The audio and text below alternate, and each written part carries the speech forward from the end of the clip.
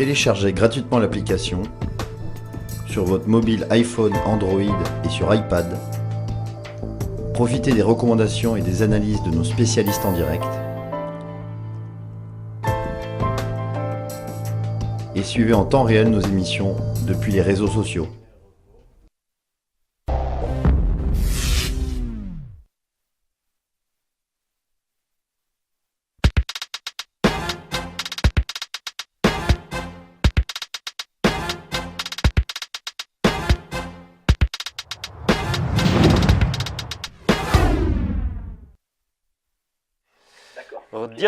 Retour sur Direct Investisseur tous les matins, c'est sur TV Finance et sur les sites partenaires, l'actualité des marchés, l'actualité des valeurs avec les meilleurs analystes. Dans un instant, nous sommes déjà connectés avec Jérôme Révillé. Bonjour Jérôme. Oui, bonjour à tous. Voilà, on vous appelle un petit peu plus tôt, mais ça bouge sur les marchés, notamment sur le CAC deuxième séance de baisse, 4953 actuellement. Alors vous, on vous appelle évidemment pour parler d'un autre actif tout aussi suivi, c'est l'euro-dollar. Eh oui, l'euro-dollar qui depuis quelques jours se reprend bien après cette forte tendance baissière de ces dernières semaines, de ces derniers mois. Et qui se reprend depuis la semaine dernière. Alors la reprise, elle est aussi violente que a pu l'être la baisse précédente, avec un rebond de quasiment 600 points en ligne droite en quelques séances face au dollar américain. Donc l'euro s'apprécie. Alors maintenant, les fondamentaux qui ont poussé à la baisse sont toujours là. Là, on a juste un petit repli du dollar américain suite à des commentaires un peu plus accommodants que prévu, mais donc il faut rester prudent et on va surveiller la réaction sur les zones actuelles qui sont des zones de résistance 1,1045 et 1,1150 et on va voir si l'euro a vraiment la capacité d'aller beaucoup plus haut. D'accord. Au niveau des statistiques, est-ce qu'il y a des choses que les traders vont surveiller aujourd'hui ? Alors aujourd'hui c'est assez pauvre entre guillemets en statistiques. On a les déclarations hebdomadaires de chômage bien évidemment. Mais voilà, il y a une déclaration hebdomadaire aux États-Unis. On aura ce matin à 10h30 une news, mais en Grande-Bretagne. Sinon, pas grand-chose d'autre pour l'euro-dollar. Et on surveillera surtout les discours et les commentaires des membres de la Fed. Alors justement, Jérôme, quand vous avez eu à l'antenne la semaine dernière, vous avez dit que vous aviez plutôt des stratégies de vente sur repli sur l'euro-dollar. Est-ce que là, justement, oui, vous avez plutôt changé votre fusil d'épaule, j'ai envie de dire, et vous passez à l'achat sur l'euro-dollar? Oui, alors on a une règle assez précise, c'est-à-dire que du moment qu'on ne vient plus faire de nouveaux plus bas pendant quelques séances, eh bien, on continue à acheter, on commence à faire des achats spéculatifs sur repli. C'est ce que nous avons fait, notamment lorsque l'euro est passé au-dessus des 1,0638 et qu'il est venu se rappuyer dessus. Vous avez vu, on a eu la grande bougie suite aux minutes de la Fed, puis une retombée quasi immédiate sur la zone des 1,0639, 640. Ouais. Et depuis, on achète un petit peu les replis, alors de façon prudente et spéculative, puisque on reste dans un biais baissier à long terme, mais effectivement on a acheté et là on a, pour tout vous dire, payé la cassure des 1,1040 parce qu'on pense qu'il y a peut-être un potentiel vers 1,1160 et 1,1280. D'accord. Il y a également une paire de devises que vous suivez particulièrement, c'est le kiwi, c'est-à-dire le dollar néo-zélandais face au dollar américain. Qu'est-ce que vous pouvez nous dire sur cette paire ? Alors là, effectivement, un dollar néo-zélandais, c'est une devise qui est par nature assez forte, due à sa politique monétaire, vu qu'elle a un taux assez élevé par rapport au reste du monde. On a vu un fort rebond de la devise depuis dans le sillage de toutes les autres devises face au dollar américain.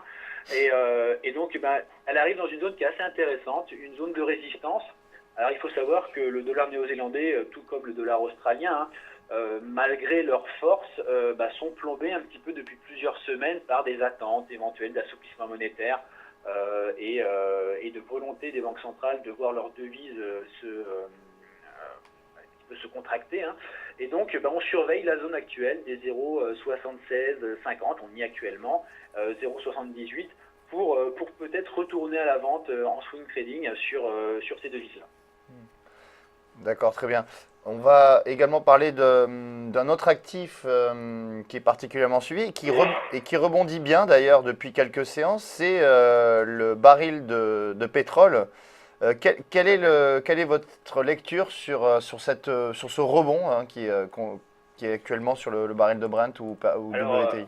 j'étais déjà à l'achat depuis quelques temps sur en dessous des 45 dollars, 47 dollars aussi. On a payé, on a eu vraiment une belle remontée avec des mouvements techniques assez clairs hein, sur le baril.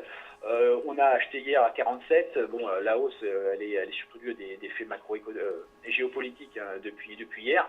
On va surveiller maintenant la zone de résistance qui se situe entre 52,90, enfin vers 52,90. Et là, vraiment, ce sera un signal d'un potentiel retournement si vraiment on parvenait à passer au-dessus des 52,90. D'accord, oui. Donc, pour vous, si on dépasse ce niveau hein, de 52,90, on pourrait assister à un retournement de tendance carrément sur le WTI? Oui, on a deux seuils vraiment importants, 52,90 qu'il faut casser et clôturer au-dessus. Et puis un deuxième step à 54,40 qui serait vraiment là la résistance majeure. Donc des achats de cassure à 52,90 pour viser un test des 54,40 et puis pourquoi pas une accélération après au-dessus pour retourner peut-être voir pourquoi pas les 62 dollars. D'accord, très bien. Donc objectif 62, bon évidemment on rappelle hein, que pétrole et dollars sont très fortement corrélés, donc évidemment quand le dollar baisse ou devient un petit peu moins fort comme c'est le cas aujourd'hui, il y a un effet direct sur le pétrole mais aussi sur l'or évidemment, valeur refuge dans ces cas-là. Exactement, l'or qui s'est apprécié hein, et puis on peut noter en parallèle de la version risque, le yen qui se renforce beaucoup ce matin.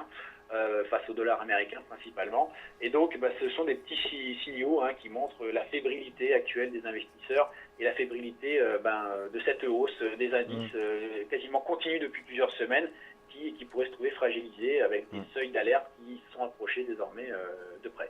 Et notamment le CAC 40, hein, puisque ce matin, on voit qu'on a ouvert sous ces fameux 5000 points hein, qui faisaient office de support depuis plusieurs séances. Et on tente une accélération baissière actuellement, hein, puisqu'on cote actuellement 4950 points. Donc on a des indices européens qui sont mal orientés ce matin. Oui, vraiment une grosse pression sur les indices depuis ce matin. Ouverture des futurs en forte baisse, en gap assez net, que ce soit le DAX ou le CAC. Et puis là, on est sur des zones clés, hein, vraiment 4950. C'est vraiment quelque chose d'assez important sur le CAC et ça n'a pas l'air de tenir vraiment. Donc grosse pression baissière sur les indices. Alors justement, Jérôme, selon vous, jusqu'où peut-on aller sur le CAC où est-ce que la correction pourrait nous amener sur ce fameux CAC 40? Alors pour l'instant sur le CAC 40, même si bien sûr la baisse est très violente, elle est à mettre en parallèle de la forte hausse qu'on a depuis plusieurs semaines qui continue. Donc cette correction, il ne faut pas non plus s'affoler. Hein. On a un mouvement de panique et on a des prises de bénéfices, donc ça provoque des baisses violentes. Là on arrive maintenant sur des zones clés, 4940 en est une. Il n'y aura pas d'invalidation du billet haussier avant 4856. Alors on dirait à la vitesse où c'est parti ce matin, ça peut aller très vite. Mais tant qu'on sauvegarde les 4856, 4870, pour moi, pour l'instant, on est encore dans une phase de correction classique. Maintenant, c'est à surveiller de près parce que le mouvement est particulièrement violent aujourd'hui. On sent la psychologie de marché changer un petit peu depuis plusieurs jours. Vraiment à surveiller, les seuils sont à surveiller, mais on est vraiment sur des zones clés et donc tout va se jouer dans les prochaines heures ou les prochains jours. Ouais, 4860, 4856 pour vous Jérôme, c'est vrai que c'est les niveaux clés suivis par les analystes techniques. Bon, scénario catastrophe, on repère demain 1,5% et ça y est, on y est. Ensuite, quel serait le prochain objectif à la baisse pour le coup? Alors, à la baisse ensuite, hein, il y a vraiment une grosse zone de support qui se situe aux alentours des 4700.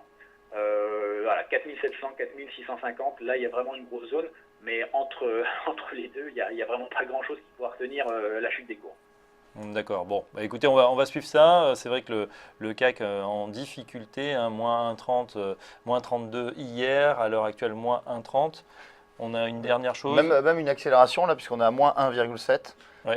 Et là on casse, on est à 4936, donc vraiment une accélération baissière là, depuis quelques minutes. Et notamment, on a un DAX très mal orienté puisqu'il perd 2% à 11 632 points. Donc voilà, une forte correction ce matin sur les indices européens. Ça va très vite.